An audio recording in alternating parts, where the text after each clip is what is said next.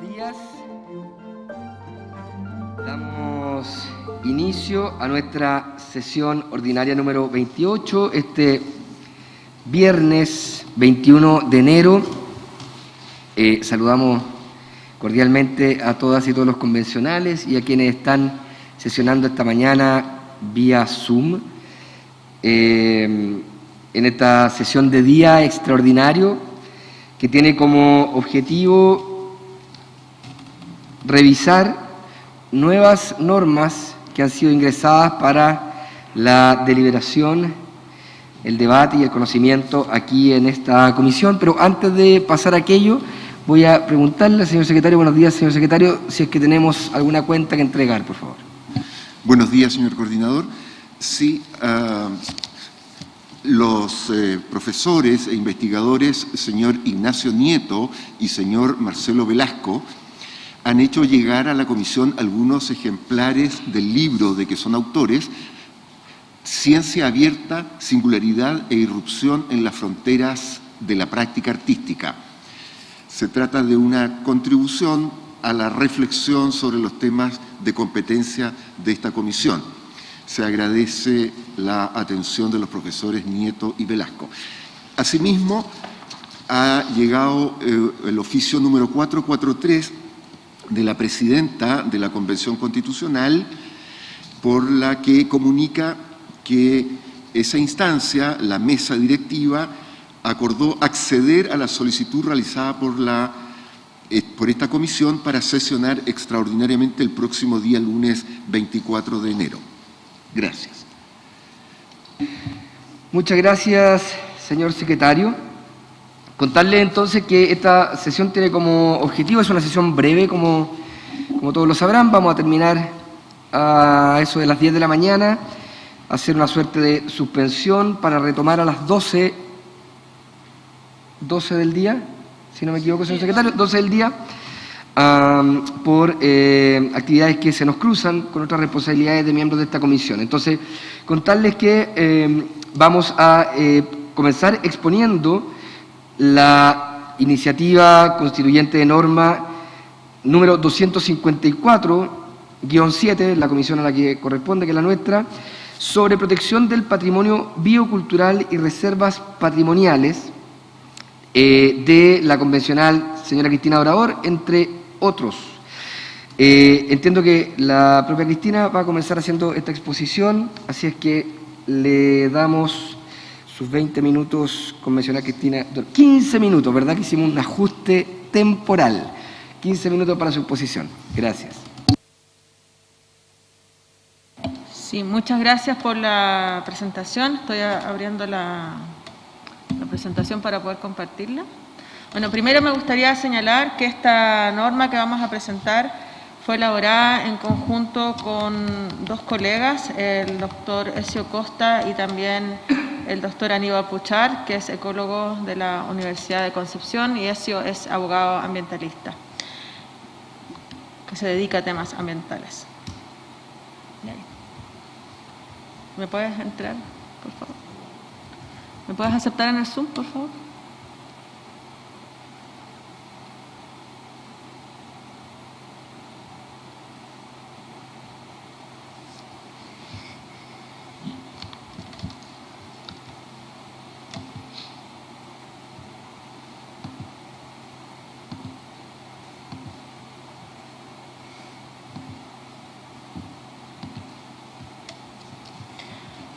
Bueno, esta iniciativa de norma constitucional se denomina Protección del Patrimonio Biocultural y Reservas Patrimoniales.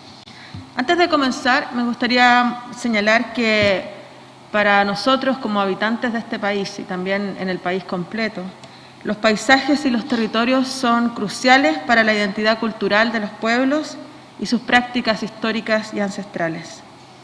Pensemos, por ejemplo, en el himno nacional y sus referencias al paisaje, al cielo, a las estrellas, al mar. ¿Qué haremos referencia en el futuro? ¿Al plástico? ¿A los desechos industriales? ¿O a lo que ya no existe?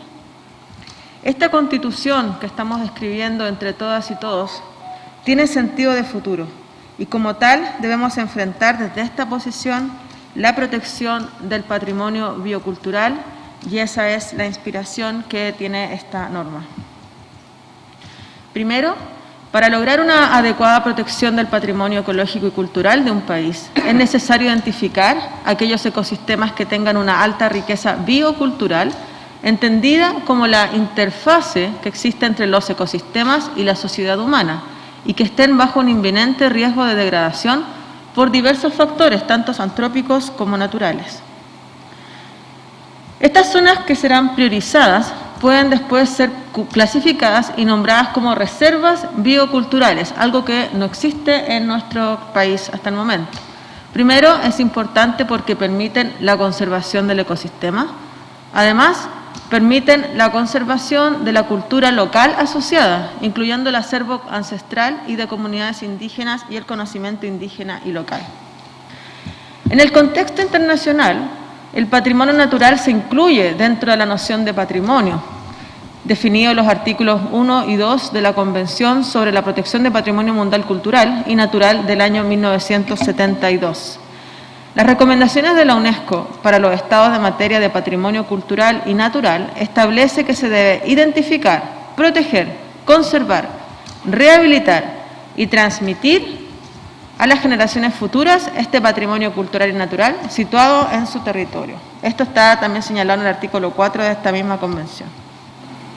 Además, existe la Declaración de Estocolmo sobre Medio Ambiente Humano del año 72, el cual establece el derecho fundamental al disfrute de condiciones de vida adecuadas en un medio ambiente de calidad tal que le permita llevar una vida digna y gozar de bienestar, y la obligación de proteger y mejorar el medio ambiente para las generaciones presentes y futuras. Los recursos naturales de la tierra, según esta declaración, incluyen el aire, el agua, la tierra, la flora, la fauna y especialmente muestras representativas de los ecosistemas naturales que deben preservarse en beneficio de las generaciones presentes y futuras mediante una cuidadosa planificación u ordenación.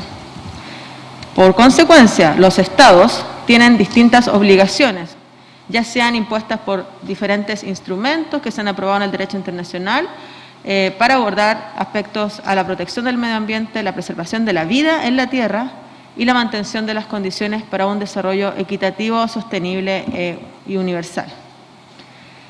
La UNESCO recomienda para los estados de materia de patrimonio cultural y natural, primero, identificar, proteger, conservar, rehabilitar y transmitir este conocimiento a las generaciones futuras. No adoptar deliberadamente ninguna medida que pueda causar daño, directo o indirectamente, al patrimonio cultural y natural de otros territorios. Y procurar, dentro de lo posible, una protección y conservación eficaz y revalorización activa del patrimonio cultural y natural situado en su territorio, y es lo que nosotros venimos a proponer aquí. Además, en materia de estados de protección de la belleza y el carácter de los lugares y paisajes, se deben adoptar diversas medidas de protección de carácter preventivo y correctivo, como planes de urbanización, clasificación de zonas o de lugares de interés, reservas y parques nacionales. La creación también de organismos consultivos y de carácter ejecutivo relativos a su protección. Uno de los mecanismos más utilizados a nivel mundial para esta conservación son las reservas de la biosfera, o que también se le llaman las reservas UNESCO, que protegen áreas más amplias que las tradicionales unidades de áreas protegidas, las cuales existen algunas de estas en Chile. Dentro de estas reservas de la biosfera se puede realizar una adecuada planificación del territorio, identificando las áreas que tienen niveles de protección y por lo tanto distintos niveles de intervención humana. El involucramiento de las comunidades locales y ancestrales también en la gobernanza de estas unidades es crucial para lograr los objetivos que no solamente, insistimos, incorporan el patrimonio ecológico natural, sino que también el cultural y humano. Por lo tanto, nosotros proponemos que el articulado de esta propuesta es, un segundito, el patrimonio biocultural de Chile está constituido por todos los ecosistemas que son parte del territorio nacional y que conforman la base de la vida y del desarrollo de todas las actividades sociales y las adaptaciones e interrelaciones de la cultura local con estos ecosistemas que le dan identidad a los pueblos y las naciones de Chile. La Constitución asegura la protección del patrimonio biocultural de Chile, en concordancia con los derechos humanos y los derechos de la naturaleza. Para ello, el Estado, además de administrar las áreas protegidas y cumplir con las obligaciones que le mandata la Constitución y las leyes, deberá declarar como reservas patrimoniales al menos un 30% de los territorios en que existan cada uno de los ecosistemas representativos. Las reservas patrimoniales no admitirán actividad industrial alguna. Podrán coincidir especialmente con otras áreas protegidas y se regularán en lo demás por lo que se establezca en la ley. Las reservas patrimoniales serán gestionadas por el Estado en conjunto con las comunidades locales y con especial atención de los derechos de los pueblos indígenas cuando corresponda. Además, las reservas patrimoniales deberán ser representativas de los ecosistemas de Chile, incluyendo a lo menos el mar, el desierto, los salares, las zonas costeras, la alta montaña, los valles transversales, el secano costero, el bosque esclerófilo, el bosque andino patagónico, la estepa patagónica, los archipiélagos, las turberas y la tundra magallánica. El Estado deberá hacer la declaración de reservas patrimoniales en el plazo de 4 años. Pasado dicho plazo y en caso de que uno o más ecosistemas representativos no cuente aún con reserva patrimonial, no podrá otorgarse ningún tipo de concesión o permiso de funcionamiento que afecte dichos ecosistemas hasta que se establezca la reserva patrimonial respectiva. Y esa sería nuestra propuesta respecto a las reservas patrimoniales, que creemos que son muy necesarias para poder conservar parte importante de nuestro patrimonio biocultural en Chile. Antes de cerrar, doy la palabra al doctor Aníbal Puchar, si es que tiene algo que agregar. Se encuentra por Zoom. Hola, buenos días, muchas gracias por la invitación y poder aportar. En realidad, básicamente, enfatizar la importancia de este patrimonio biocultural, que es un paradigma un poco, es nuevo en el sentido, si bien estas reservas de la biosfera existen en los años 70, ha habido un impulso importante a considerar la conservación no solo desde el punto de vista ecológico, sino también desde el punto de vista cultural de nuestro pueblo originario y también de las comunidades locales. Entonces, creo que esto es un complemento muy importante a lo que actualmente Chile es un país líder en el tema de áreas protegidas, pero creo que esto sería un complemento muy importante al actual sistema de áreas protegidas, conocido más como sistema SNASPE, pero esto sería un complemento fundamental para poder expandirse a ciertas áreas donde los beneficios y la importancia también en la identidad nacional es fundamental. Así que estoy dispuesto aquí a cualquier pregunta técnica al respecto. Gracias. Muchas gracias, Aníbal, y esa sería nuestra presentación.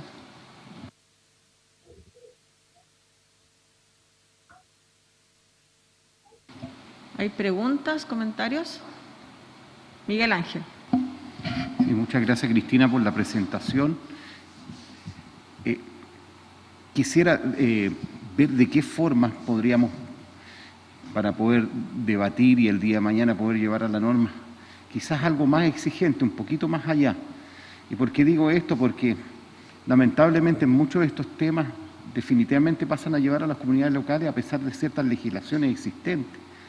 En el caso de mi distrito 6 hemos tenido grandes problemas en Olmué con lo que son las instalaciones de las torres eléctricas, ¿cierto? Pasan a llevar ciertos sitios de reserva de la biosfera, como el Cerro La Campana, ¿ya? Que abarca más de una comuna además.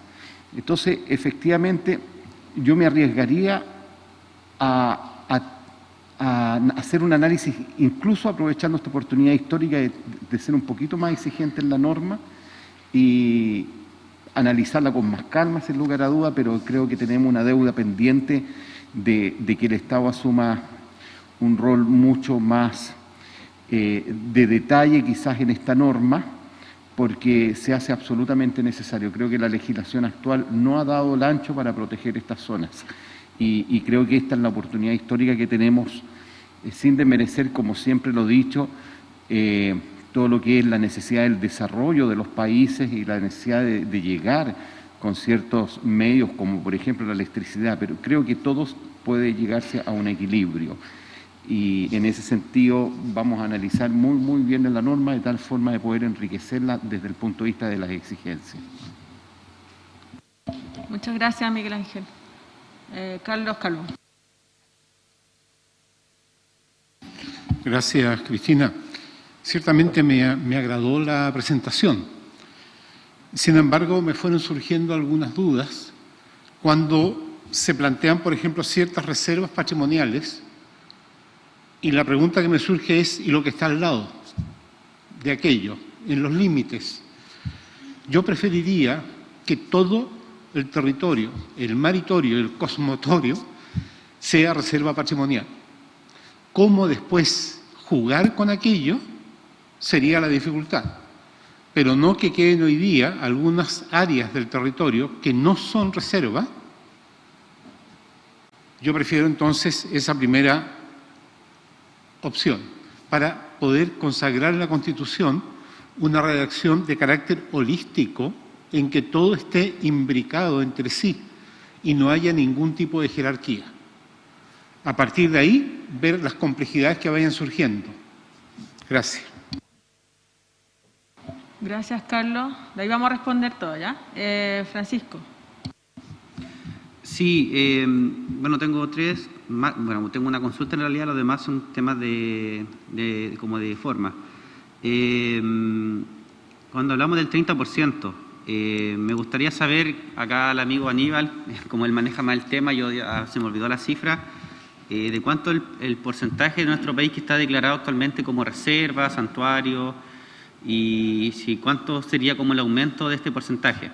Esa es como mi consulta, si que tiene el dato, por último después me lo envían, en el caso que fuera como para poder buscarlo. Lo otro, cuando hablamos de nombrar ecosistemas, nosotros el ecoconstituyente igual tuvimos esa duda si nombramos todos los ecosistemas o algunos, o nombramos solamente ecosistemas. Y en el caso que quedara uno fuera, al empezar a detallar, sería bueno como establecer y los demás que declare la ley. Yo creo como en el caso de que quede uno fuera de la Constitución. Bueno, y el último articulado es una norma transitoria. Y como no lo dice, pero para mí es como una norma transitoria. Y lo que menciona esta norma transitoria es algo muy similar a lo que pasó con la ley de humedales, que más o menos para aclarar algo que pasó hace poquito, que nosotros ingresamos un oficio a Contraloría para declarar la celeridad de la declaración de los humedales urbanos. Y mientras Contraloría dijo que mientras estén catastrados, pero no estén declarados, igual están bajo protección, porque al fin y al cabo hay que proteger los humedales y como este atraso que se ha generado en la declaración es un tema más administrativo que por lo tanto esto igual menciona como lo mismo. Entonces igual sería bueno que en el caso que se aprobara esta norma transitoria, va como en ese sentido, o sea, Contraloría ya hizo un oficio, no me acuerdo cómo es, un dictamen que declara a los humedales, que da protección a los humedales, aunque no estén declarados. Entonces esto como habla como lo mismo, o sea, por lo menos ya tenemos un caso comparado en Chile y que esto por lo menos podría funcionar. Eso. Gracias, Francisco. ¿Tenemos más palabras? Bernardo de la Maza, por favor.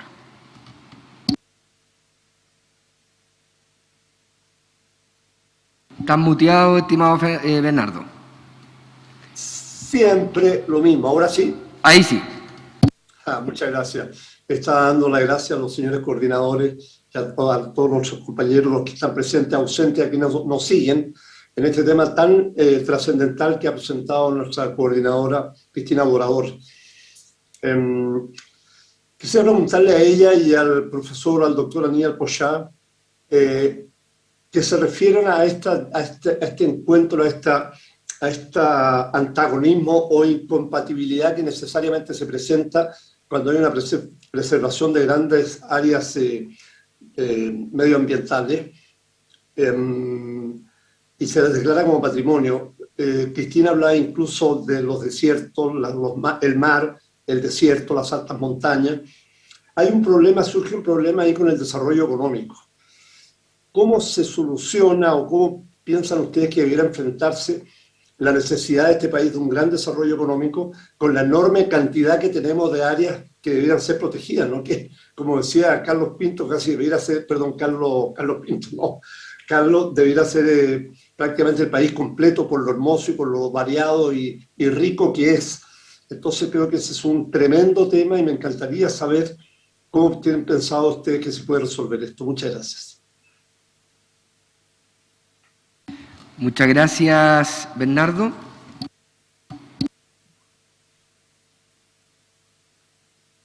Le damos entonces la palabra a los expositores para que puedan comentar las diferentes intervenciones. Ya, muchas gracias por las preguntas y las consultas. Bueno, primero,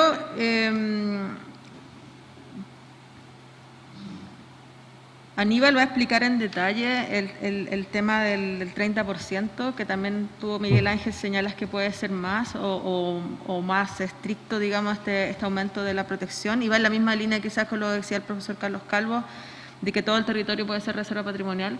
Hay que considerar que actualmente nuestra legislación, esa es la idea en realidad, que se pide permiso para poder hacer alguna obra. Sin embargo, al no haber información, y esa es mi opinión, y quizá Aníbal también lo puede complementar, al no haber información de líneas de base hechas previamente, como ocurre en muchos países, hay países como en Alemania que se conoce la vida de un lago de hace 200 años, ese sistema funciona porque uno puede predecir si alguna intervención humana va a generar qué tipo de cambio. En cambio, en Chile los estudios de impacto ambiental son muy acotados, en muy corto tiempo, y por lo tanto generalmente los daños existen, y lo que se hace es mitigar o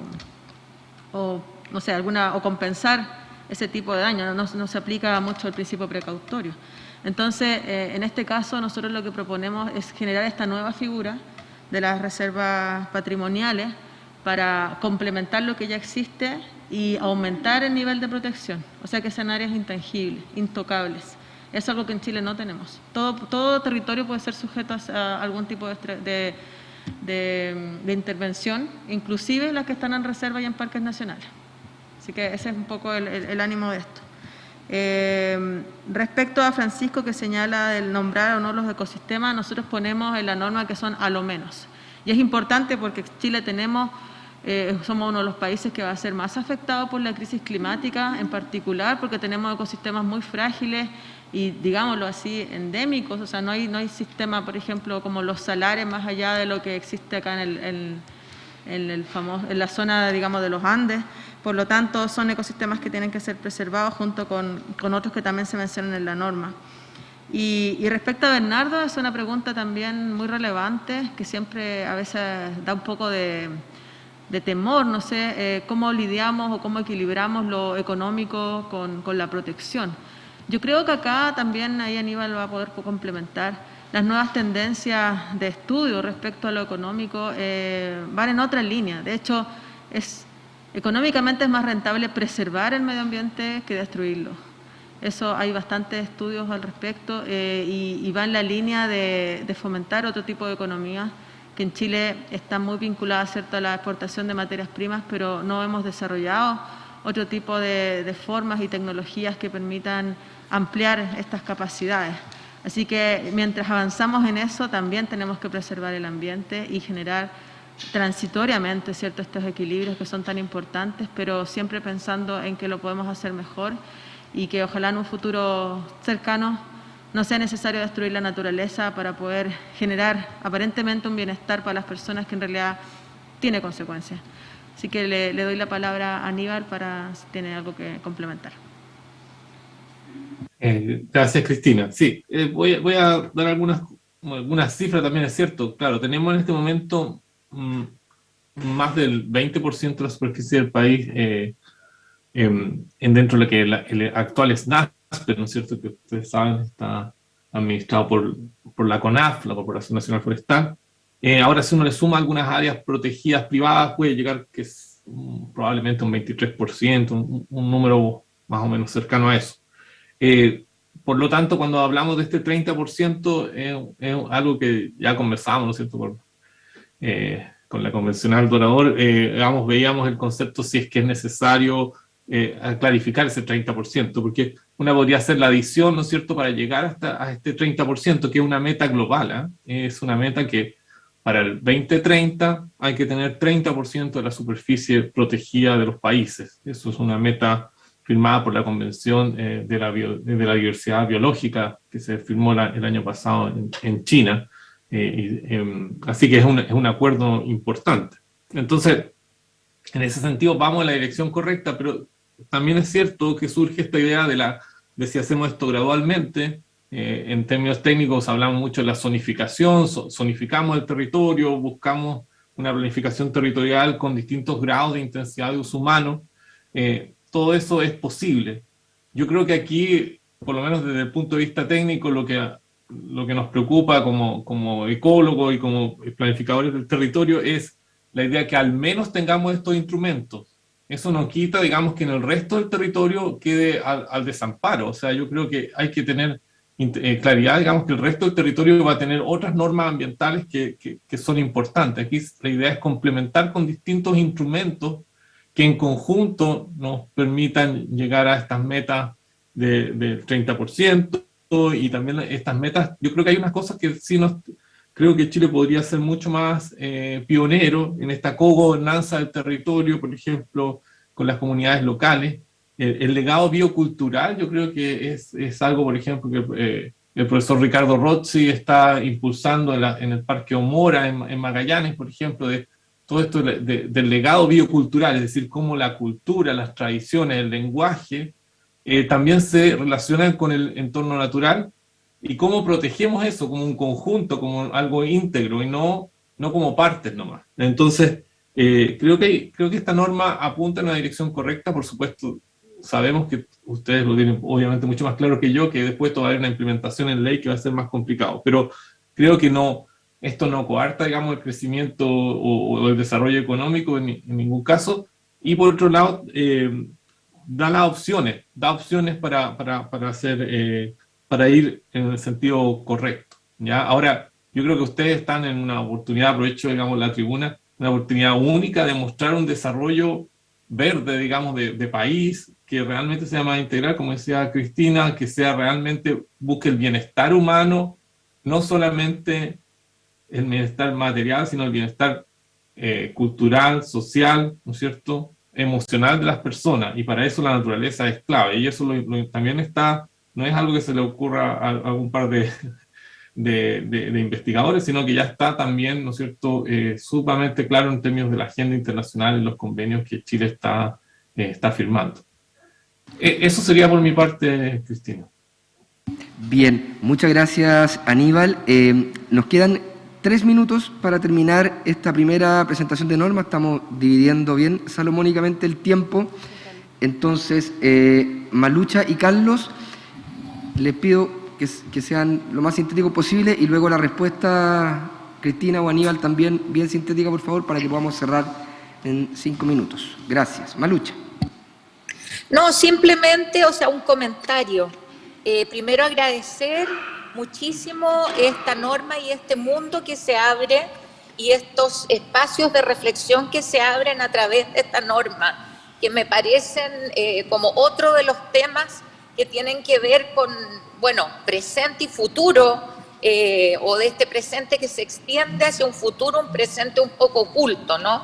Me pareció muy interesante lo que dice Aníbal respecto a esta cogobernanza con las comunidades. Yo creo que ahí hay un mundo que tenemos que profundizar en este sentido más amplio cuando abordamos el tema de la cultura, porque cuando hablamos en todas nuestras normas del respeto a la diversidad cultural, tiene que ver justamente con esto, como entender la cultura, donde también está presente lo que nos rodea, la tierra, el cielo, en fin. Entonces, agradecer mucho, Cristina. También creo que podemos todavía fortalecer aún más este tremendo espacio que se abre a través de esta iniciativa. Muchísimas gracias. Muchas gracias, Malucha. Carlos Calvo, por favor. Sí, mira, encuentro razón en los argumentos que dan, pero yo prefiero que quede consagrado que el territorio, el maritorio y el cosmotorio son reservas territoriales y se hace una gradualidad para alcanzar ese estándar óptimo. Muchas gracias, Carlos. Entonces damos 3 minutos para la respuesta de... Sí, muchas gracias, Malucha. Efectivamente, esta norma o esta visión de cómo preservamos nuestro patrimonio biocultural y las reservas patrimoniales tiene muchos desafíos, entre ellos lo que tú señalas, este vínculo netamente con lo cultural y lo natural, porque son indisociables. Y esa es una forma también moderna y de futuro de abordar estas complejidades. Y respecto a lo que dice el doctor Calvo, también es un tema más bien jurídico. ¿Ya? Eso, nosotros lo conversamos en algún momento, de hecho era mi idea original, protejamos todo y de ahí vamos desprotegiendo, pero en realidad ya es así el sistema y sabemos que no ha resultado como nosotros esperábamos. Así que por este tipo de norma transitoria, como también señala Francisco, tenemos que avanzar a llegar a los objetivos al menos que se ha trazado el mundo, que es al 2030 tener el 30% de nuestro territorio protegido, que es algo que nosotros estamos también muy por debajo. Por eso tenemos que apurar el tranco, como se dice, y vamos a ir construyendo, por supuesto, mejores áreas protegidas donde se puedan permanecer en el tiempo para las futuras generaciones y también para la preservación de la vida en el planeta. Aníbal, no sé si tienes algún comentario.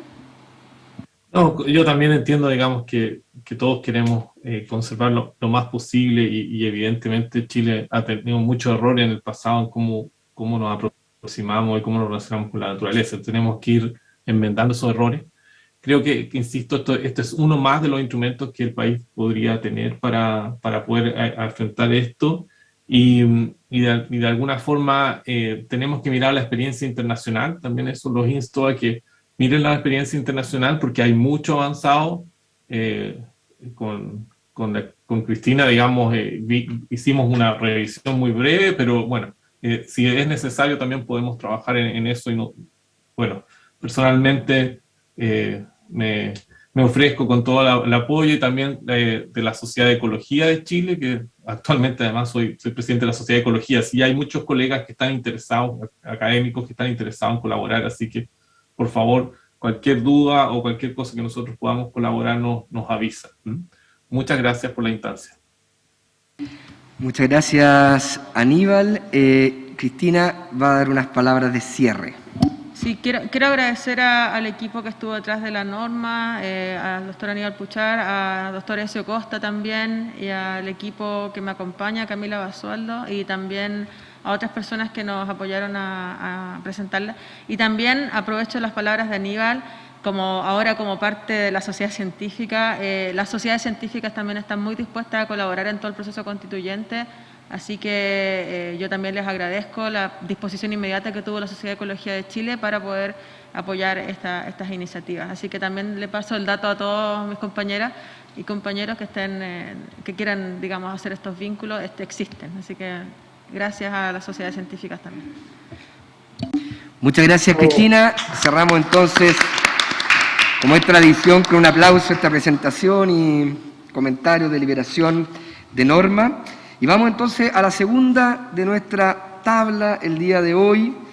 Hoy día estamos con números, entonces es la propuesta de norma número 310, que regula el ejercicio del derecho a la comunicación en sus diversas modalidades y medios de las y los convencionales.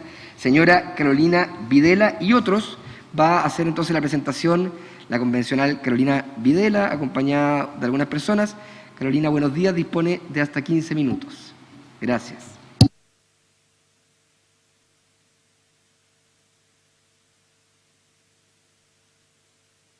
Ya disculpen que se me había perdido el documento. Buenos días a todas y a todos.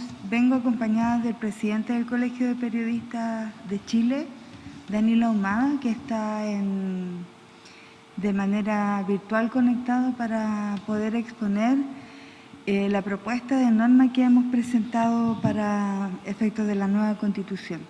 Saludarles a todas y a todos y yo solo voy a hacer una muy breve introducción que he querido rescatar para efectos de introducción de esta norma o de la presentación, un documento del año 2017 que aborda respecto de la comunicación en América Latina y el derecho a la comunicación con perspectivas de género. Es algo breve, que lo voy a citar textual y que tiene que ver con que el derecho a la comunicación se define como un atributo innato al ser humano para expresarse, lo que es un requisito para su participación integral en la sociedad. Abarca otros derechos como difundir y recibir información, expresarse en igualdad de condiciones y oportunidades, investigar, participar en política, la libertad de prensa, el acceso a la información pública y en general para el ejercicio de los derechos sociales, políticos, económicos y culturales. Se trata de un derecho esencial para la democracia ya que forma parte de su corpus ético y debe actuar como articulador de todas sus dinámicas sociales y políticas, pues respalda la necesidad irreemplazable de una comunicación constante entre el Estado y la ciudadanía. Son distintos autores los que están en este documento. El derecho a la comunicación se diferencia de la libertad de prensa y de la información porque enfrenta los retos de un nuevo contexto. La libertad de prensa surge para garantizar esa libre expresión, especialmente de los medios de comunicación. El derecho a la información nace como respuesta a la necesidad de proteger tanto a productores como a destinatarias y destinatarios de esta información. El derecho a la comunicación, en cambio, se basa en la necesidad de garantizar que todas las personas no solo accedan a la información, sino que puedan producirla y transformarla en conocimiento. Por otra parte, el género se contextualiza en una comunicación patriarcal que invisibiliza identidades de género y orientaciones sexuales o divergencias sexuales fuera de la norma cisgénero y heterosexual, lo cual perpetúa estereotipos, naturaliza violencias y espectaculariza y frivoliza los mensajes. Reconoce además que los medios de comunicación son mecanismos de socialización, reproducción de valores y de representaciones sociales que intervienen en la creación de relaciones de poder injustas y desiguales entre géneros e inciden en cómo se organiza la sociedad. Finalmente, desde la perspectiva de género resulta fundamental transversalizar políticas públicas de comunicación. Como se indica en los compromisos de la Plataforma de Acción de Beijing, por ejemplo, del año 95 y en adelante, todos los procesos que ha tenido, los estados tienen responsabilidades en relación con evitar la comunicación sexista y la cosificación del cuerpo de la mujer en los medios de comunicación. De igual forma, estos deben promover su acceso democrático en la estructura de producción, trabajo directivo y respectivas de contenido. Todo esto resulta fundamental, dado que los medios de comunicación no reflejan la realidad, sino que la construyen y construyen subjetividades de acuerdo con lógicas de clase, lógicas de género. Bueno, yo quiero dejar esta primera parte hasta ahí porque quisiera invitar al presidente del Colegio de Periodistas a que presente lo que está, valga la redundancia, ya para la vista de ustedes, que concentre específicamente las propuestas de articulado. Muchas gracias por la atención. Muchas gracias, Carolina. Entonces damos la palabra y la bienvenida. Buenos días, Danilo Ahumada, presidente del Colegio de Periodistas, para que continúe esta presentación. Muchas gracias, saludar a todos los convencionales, nuevamente darle las gracias por permitir que esta reflexión se dé en este proceso constituyente. Es muy interesante lo que ha sucedido, solo ocupar un minuto para decirlo, de que se han levantado distintas propuestas en materia de derecho a la comunicación de distintos convencionales, pero también desde la sociedad civil, el Comité de Defensa de la Televisión Pública, la iniciativa popular que hoy día se está presentando, que es la iniciativa Pololillo de medios y radios comunitarias, y es importante que todas estas iniciativas que salen de la sociedad civil después de un trabajo de bastante tiempo, dan cuenta de la necesidad urgente de avanzar para que este derecho sea consagrado en la Constitución. Así que primero decir eso y agradecer el amplio respaldo que ha habido de distintas iniciativas vinculadas al derecho a la comunicación, donde todos, con pequeña diferencia, estamos de acuerdo de la necesidad de avanzar en este derecho. Yo antes quiero tomarme unos minutos solamente para generar algunas definiciones preliminares, porque es importante, tal como decía la convencional Carolina Videla, avanzar en este derecho para poder comprender y para poder entender después las distintas propuestas de articulado. ¿Por qué debemos constitucionalizar los contenidos del derecho a la comunicación? Antes de eso, plantear que estos documentos han sido básicamente desarrollados y planteados a partir del Observatorio por el Derecho a la Comunicación. Agradecer a Javier García que han insumado los contenidos de esta propuesta a través del Bloque por el Derecho a la Comunicación y hoy día a través también de la red de periodistas feministas en conjunto con el colegio. Desde la comprensión del derecho a la comunicación como un conjunto de demandas o un concepto paraguas, tal como se planteaba anteriormente, que aglutina distintos anhelos de las comunidades históricamente excluidas. Por lo tanto, este es un primer elemento. Lo que pretende esta propuesta de norma es sacar las trabas que hoy día han existido a ciertos sectores de la población que han sido excluidos, invisibilizados de los medios de comunicación, que pretenden democratizar el espacio público y por lo tanto aquí aparece el rol del Estado. Lo que se propone es constitucionalizar, son una serie de derechos y garantías dentro del ámbito del derecho a la libertad de expresión, tal como se comprende en el ámbito de los tratados de derechos humanos como un derecho individual y colectivo. La libertad de expresión también desde una perspectiva de derechos humanos. En Chile se ha denaturalizado el sentido y alcance de la libertad de expresión mediante una concepción restrictiva que resulta incompatible con los estándares internacionales, como demuestran los numerosos pronunciamientos del sistema interamericano que han condenado a Chile por la violación a la libertad de expresión. Ante esta situación, lo que se propone es profundizar en el derecho a la libertad de expresión, incorporando la comprensión que desde este derecho realizan los sistemas internacionales de protección de los derechos humanos, ampliando su sentido y alcance con respecto a la actual Constitución, que sabemos que nos da cuenta, obviamente, de no solamente garantizar la libertad de expresión, sino que el rol del Estado en materia de construir un proceso o colaborar en un proceso de un ecosistema medial que dé cuenta de la realidad de cada uno de los territorios. En este sentido, la propuesta incorpora aspectos de distintos tratados internacionales, entre ellas el test de control de restricciones, así como una cláusula de interpretación de los derechos en el sentido de los estándares interamericanos como un piso mínimo. Y aquí aparece algo muy importante a nuestro juicio, que es cómo el Estado construye acciones afirmativas y en función de estos derechos sociales. Entonces la propuesta dedica varios apartados a la actuación de los poderes públicos como protectores y promotores de los derechos subjetivos. Se incluye distintos mandatos que podrían ser constitucionalizados y que se orientan a la configuración de un marco normativo que garantice los derechos individuales y colectivos enunciados y en particular la dimensión prestacional o social de estos. Los conceptos abiertos a la evolución del ecosistema de comunicaciones. Un texto constitucional debe pensarse para su aplicación futura, por lo que es necesario la utilización de expresiones abstractas e inclusivas que permitan englobar conductas que no pueden ser detalladas. En este sentido, se incorporan expresiones que pretenden englobar tanto las formas de comunicación actuales como las futuras, otorgando mayor alcance a los derechos que se reconocen. Fuentes informativas, vehículos y soporte además de medios, información de interés público para referirnos a la actividad periodística, iniciativas de comunicación de las comunidades para referirse a medios de comunicación, y a pesar de esta precaución, resulta necesario revisar y definir los conceptos utilizados mediante el diálogo con organizaciones en el entorno digital. Y aquí, si entendemos el derecho a la comunicación, con esto termino esta parte, si entendemos el derecho a la comunicación como un conjunto amplio de demandas, resulta necesario acudir a otros derechos distintos a los contenidos dentro de la libertad de expresión. En este sentido, resulta necesario que la nueva Constitución avance hacia el fortalecimiento de otros derechos conectados, los relativos a las culturas, al derecho de reunión, la participación ciudadana, los derechos sindicales, la protección de la educación y la privacidad en el contexto digital, o la función social del derecho a la propiedad, por señalar los principales.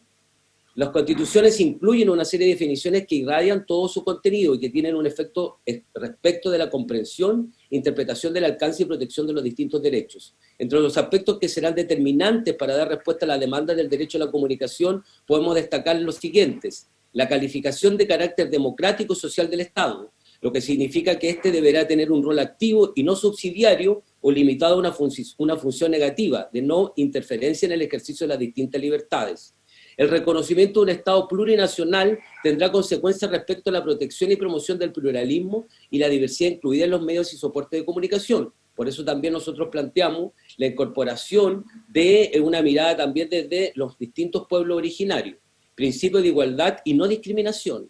La Constitución debe garantizar su dimensión material, no solo formal, igualdad ante la ley, que obliga a la adopción de medidas afirmativas, o dicho de otra forma, orientarse hacia la equidad, igualdad de oportunidades, en lugar de restringirse a la igualdad de condiciones.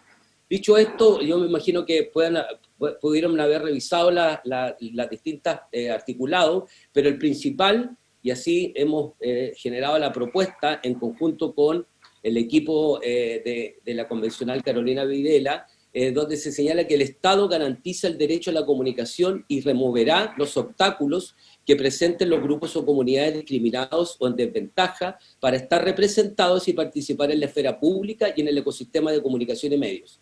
Para nosotros es importante porque, como lo señalábamos anteriormente, primero, este es una propuesta de norma que va en una línea de una lógica afirmativa y terminando los obstáculos que hoy día han invisibilizado a ciertos sectores y territorios de los medios de comunicación.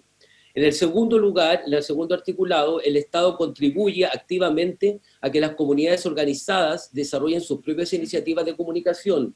Las políticas públicas promoverán la comunicación comunitaria, su presencia en el ecosistema de comunicación y su contribución al conocimiento y la cultura. Y en esta línea, en la iniciativa que se está presentando Popular, la iniciativa Polo Lillo, aborda de manera más completa, obviamente, el rol y la participación en este ecosistema de medios, de los medios de carácter comunitario o territoriales, que podría ser también una definición que más adelante uno podría trabajar, para poder hacer la diferencia en algún minuto de este sistema de medios públicos, que también está siendo planteado por el Comité de Defensa de la Televisión Pública, donde aparece un rol distinto del Estado a través de la promoción y la creación de medios estatales, más que Estado en medios públicos, porque esa es la denominación que nosotros le hemos querido dar precisamente para generar esa autonomía y alejarlo del Estado o de los gobiernos de turno, precisamente para garantizar esta lógica de autonomía, independencia y de la pluralidad. El Estado protege y promueve a quienes por cualquier medio, plataformas digitales o soporte, informen sobre cualquier asunto de interés público o alerten de falta de probidad, corrupción o irregularidades perjudiciales para el interés general, debiendo garantizar la independencia, seguridad y confidencialidad y condiciones dignas para el desarrollo del ejercicio del periodismo y de la actividad informativa en general, en especial las mujeres, periodistas y comunicadores, debido a las múltiples formas de violencias y discriminaciones de género que las afectan. El Estado garantizará el acceso a la conectividad con condiciones de calidad y velocidad a los servicios básicos de comunicación, y ahí hay otra propuesta de norma también presentada por algunos convencionales sobre derechos digitales, que también nosotros hemos ido trabajando de manera en conjunto con distintas organizaciones. El Estado garantiza la educación mediática con enfoque de género, feminista y derechos humanos para la formación de una ciudadanía activa, crítica e informada.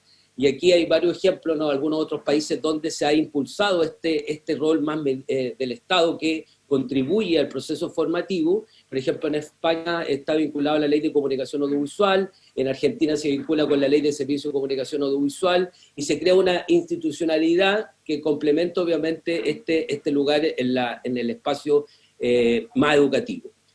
Los medios y plataformas de comunicación y generadores de contenido de titularidad pública, entendiendo que como va a haber un rol del Estado, va a haber incentivo a la creación de un sistema de medios públicos, y aquí entramos un poco hablando del tema de la institucionalidad.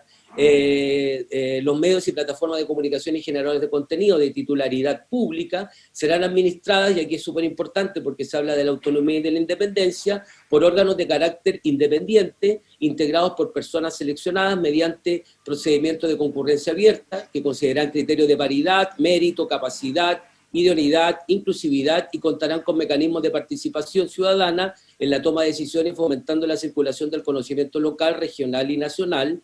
Los contenidos considerarán criterios de diversidad y facilitarán el acceso y expresión directa de los distintos grupos sociales, en particular de las mujeres y otros grupos que se encuentran en situación de desventaja o representados en el espacio público. Infrarrepresentados en el espacio público. Esto, si uno lo quisiera llevar a un ejemplo concreto, está pensado en, por ejemplo, lo que hoy día es TVN, y de cómo debería desarrollarse primero una gobernanza distinta a partir de postulación, en el fondo, de concursos públicos para poder conformar lo que, por ejemplo, hoy día es el directorio de TVN. Y en el mismo caso, los órganos públicos de potestades de regulación, todos entendemos que el Estado va a tener que generar dos tipos de líneas, un Estado que regule de alguna manera el espectro, y también desde el punto de vista de los recursos, avisaje estatal, etcétera, y por el otro lado una línea de fomento.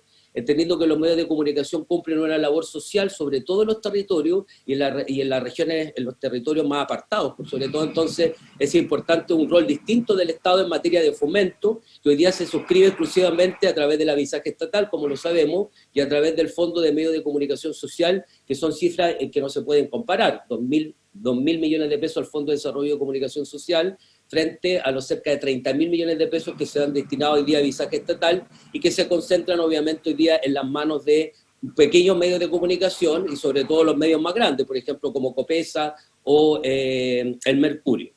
Y en este caso los órganos públicos con potestad de regulación, aquí podríamos hacer el símil con lo que hoy día el Consejo Nacional de Televisión, también tendría un sistema de conformación distinto al que hemos visto hasta el día de hoy, donde es nombrado, por ejemplo, el presidente o presidenta del Consejo Nacional de Televisión por el presidente de turno. Acá nosotros planteamos que estos órganos públicos, con potestad de regulación y aplicación de normas en materia de comunicación, es decir, soportes tecnológicos que hoy día, o derechos del público, como hoy día, por ejemplo, como se entregan las concesiones de la televisión digital, que es entre Subtel y el Consejo Nacional de Televisión, sean espacios precisamente mucho más democráticos y que cuenten con independencia, obviamente formal, funcional del poder político y con mecanismos de participación ciudadana en la toma de decisiones.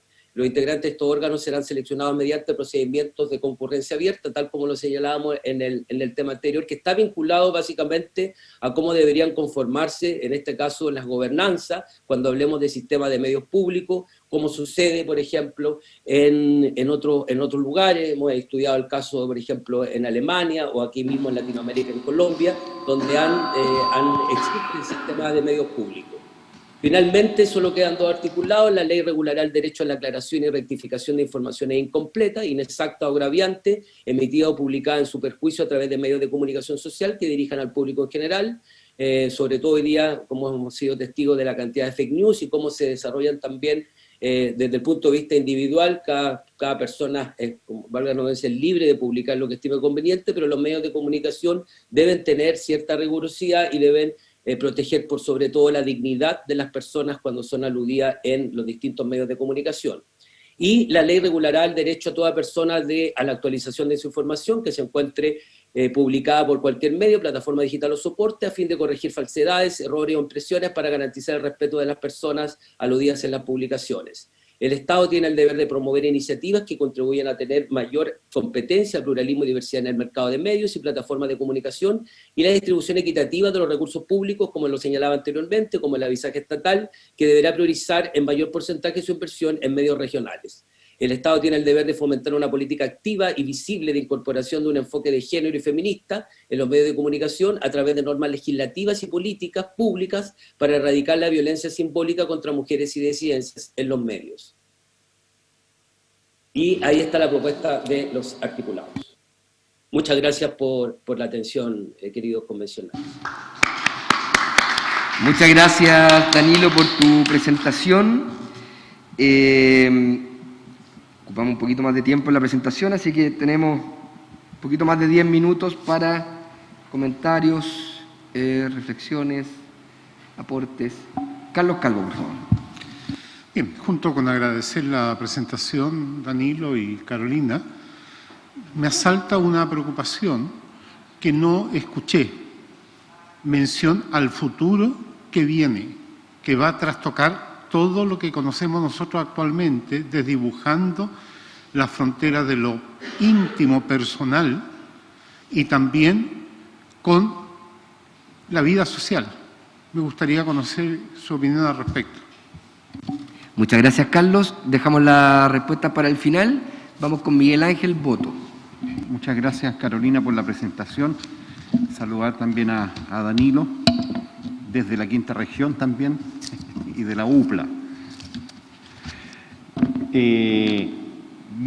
Respecto al tema de asegurar el derecho a la conectividad, quisiera también desde tu experiencia saber, y estoy pensando principalmente en las radios comunitarias, que hay toda una temática ahí re compleja por el tema del financiamiento, que no pueden hacer publicidad, pero sin embargo saludan a los almacenes de barrio que financian estos temas, porque también las personas necesitan mantenerse, vivir, comer. Entonces hay una problemática ahí del punto de vista de las radios comunitarias. Y por otro lado, cuando aseguramos el derecho a la conectividad, también los espacios en el dial son complejos. Entonces, ¿cómo visualizan ustedes poder compatibilizar esas limitaciones técnicas con asegurar el derecho a la conectividad? Gracias. Muchas gracias, Miguel Ángel. ¿Hay alguna otra palabra solicitada? En el Zoom. Bernardo de la Maza, por favor. Y luego Francisco Camaño, y vamos con las respuestas. Encantado de saludar a Danilo y a Carolina por la norma que han presentado, que me parece excelente. Creo que dan un paso muy adelante en lo que es las designaciones de los próximos directorios de Televisión Nacional y Consejo Nacional de Televisión. Estamos trabajando en una norma que va en ese sentido, que es hacer medios públicos realmente potentes, no como nuestra televisión actual, Televisión Nacional, que creo que tenemos que enriquecerla y darle mucho más fuerza para que sea un canal realmente público que aporte una diferencia sustancial con los medios privados que hay hoy. Así que les agradezco, creo que las propuestas de designación de sus autoridades son fundamentales para mantener la independencia de ambos organismos, porque si no, no funciona. Si no, vamos a tener un diario de la Nación antiguo designado por el gobierno. Así que les agradezco mucho, Danilo y Carolina, por la propuesta que han hecho esta mañana. Muchas gracias. Muchas gracias, Bernardo. Francisco Camaño.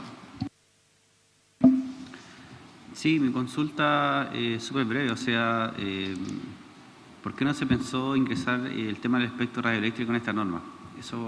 Solamente eso. Muchas gracias. Entonces damos la palabra o a Carolina, o a Dalino Humada.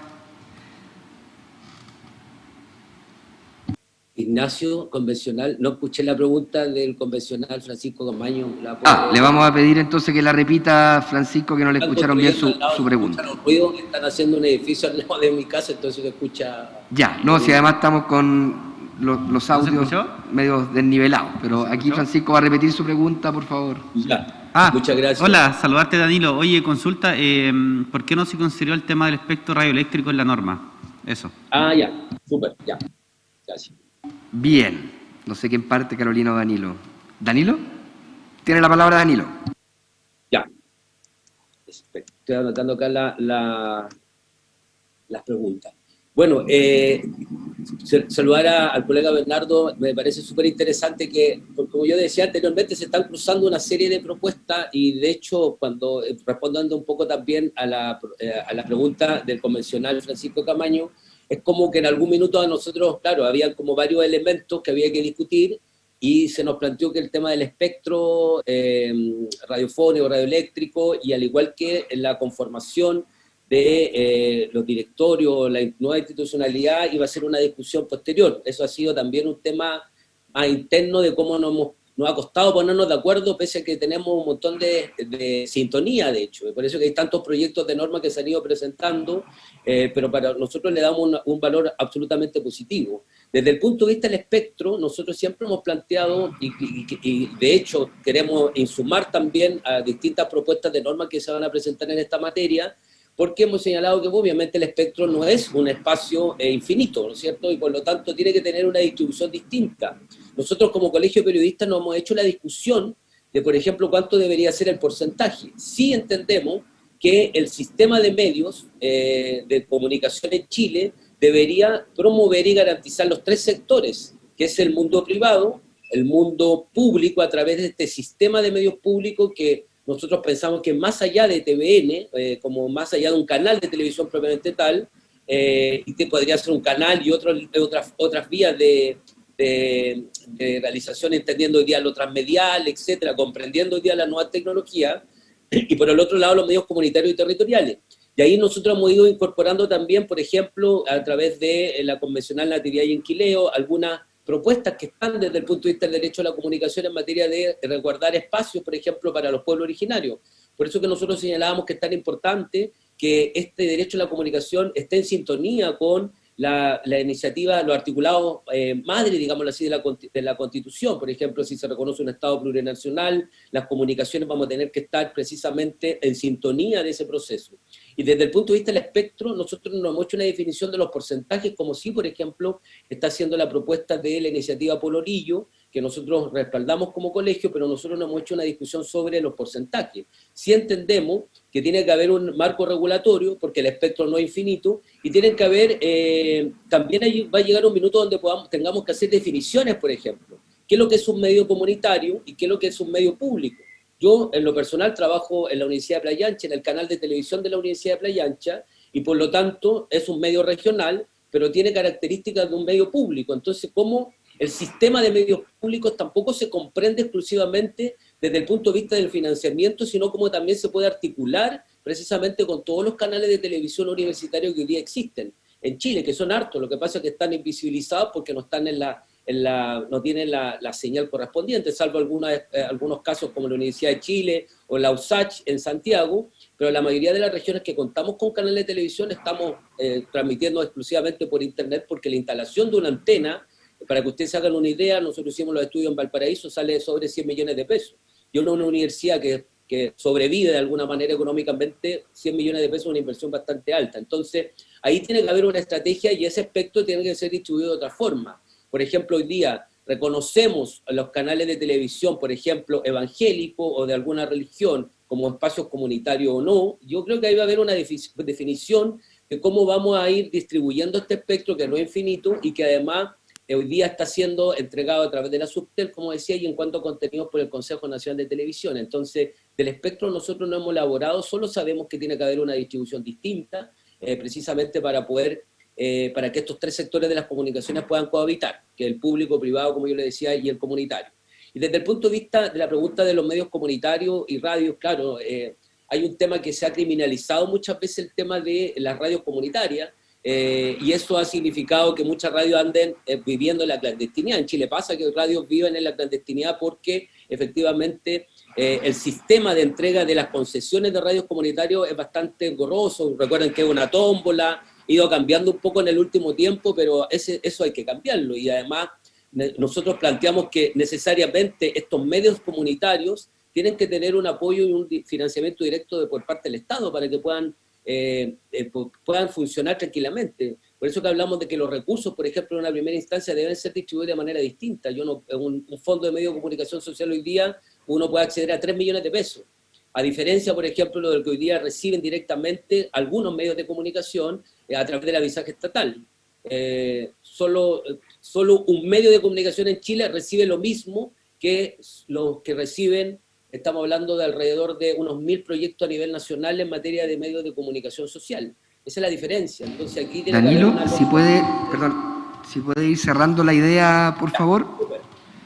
Es que, ahí después puedo continuar, porque estaba el derecho a la conectividad. En el derecho a la conectividad hay una propuesta que se presentó sobre derechos digitales que nosotros estamos en coordinación. Sí, por eso volvería a insistir que tal vez nos faltó como articular todo lo que está vinculado al derecho a la comunicación, pero nosotros creemos que en el debate que ustedes van a hacer van a poder incorporar todas las propuestas que van fomentando el tema y también lo que decía el convencional Carlos Calvo sobre el futuro. Claro, hay que pensar también cómo se construye este nuevo escenario, por eso que es más genérica las propuestas que nosotros hacemos, precisamente para no casarnos y para que a futuro, a través de una ley orgánica de comunicaciones, que creemos que es el lugar correcto, se pueda fomentar y regulando obviamente estos principios básicos que van a estar concentrados en la Constitución.